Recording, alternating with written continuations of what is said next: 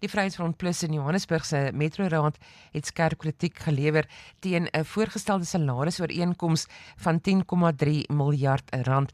En dit is tussen die Metro en die Suid-Afrikaanse Munisipale Werkersunie.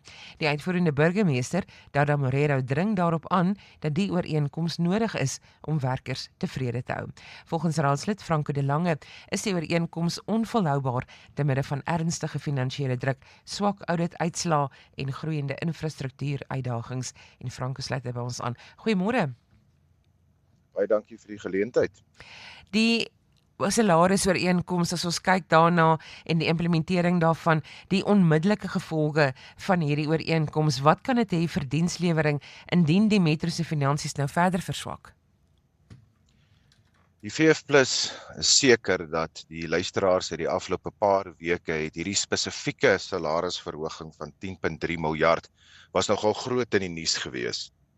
En ons het gesien met die begroting wat nou deurgegaan het, is 'n onbefondste begroting. Daar is net nie geld nie. Dit is onbekostigbaar vir die stad om hierdie salarisverhoging te implementeer. Verder het ons ook die jongste ouditeurs-generaals verslag ontvang en hierdie spesifieke verslag, soos jy genoem het, verwys na swak prestasie van munisipale entiteite en natuurlik kommerwekkende finansiële bestuur. En dit raak regtig onbekostigbaar om hierdie tipe salarisverhogings te dra, veral as ons kyk na die verliese van Johannesburg Water en van City Power. Die nie-inkomste verlies vir die 2025-2026 boekjaar van Johannesburg Water staan op 40%. En as mens dit verreken, is dit 'n verlies van 3,8 miljard. By City Power homself is die tegniese en die nie-tegniese verliese staan op 30%. En as ons dit weer verreken, is die verlies daar 5,7 miljard. Daar is ook nog 'n verdere probleem as dit kom by die afgelope 5 jaar.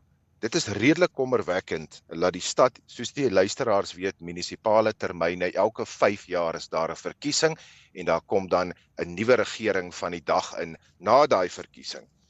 Wat net problematies is as jy kyk na die verrekening oor die afgelope 5 jaar, het die stad 45,16 miljard afgeskryf, wat ons gewoonlik noem ongemagtigde, ongereguleerde, vrugtelose en vermorste uitgawes. En dit maak die saak natuurlik baie erger en dit wys weer die vinger dat hierdie 10,3 miljard is net nie bekostigbaar vir die stad van Johannesburg nie.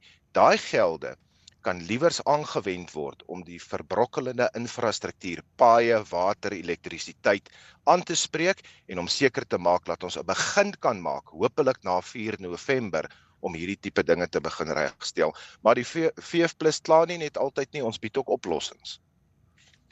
Kom ons praat daaroor terwyl jy nou aan die woord is. Wat is hoe rangskik jy hierdie tipe van prioriteite sodat jy aan die een kant het jy werkers wat wel 'n betaling moet ontvang, maar jy het infrastruktuur en dienste wat gelewer moet word?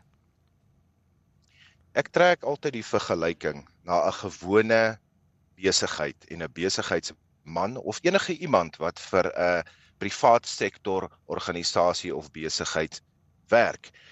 Wanneer besighede swaar begin trek, wat gebeur? Jy sny jou oorhoofse kostes, jy sit vir 'n periode die salarisverhogings op stop, jy gee nie salarisverhogings nie, ons het dit natuurlik met COVID gesien, en dan maak jy daai besigheid meer vaartbelyn om kostes te kan bespaar. Daar is 'n ouditeur-generaal, jy het nou verwys na sy verslag ook, daardie bevindinge en aanbevelings, in watter mate word dit eintlik geïmplementeer of ernstig opgeneem in die raad? As jy kyk na hoe die burgemeester op hierdie stadium reageer teenoor uitgawes wat aangegaan moet word, mense wat betaal moet word en natuurlik die blaamverskywing. Kyk, dit is 'n realiteit. Wanneer die ouditeurs-generaal uitkom, kyk jy na die afgelope, dis 'n terugblik op die afgelope 12 maande. So jy kyk na Junie 2025 tot einde Mei 2026. Daardie verslag is amper soos die hoof wat na jou rapport kyk van die skool.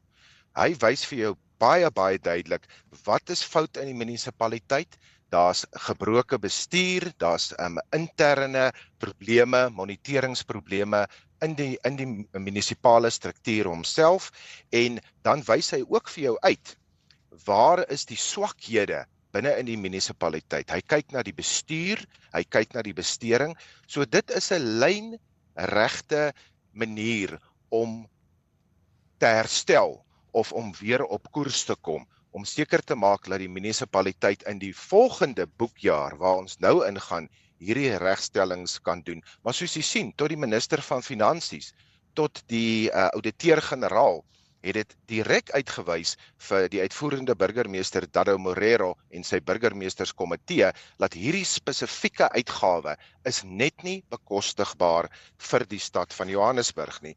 Maar weer eens, soos ek sê, ons kla nie net nie, die luisteraars het regtig die keuse op die 4de November.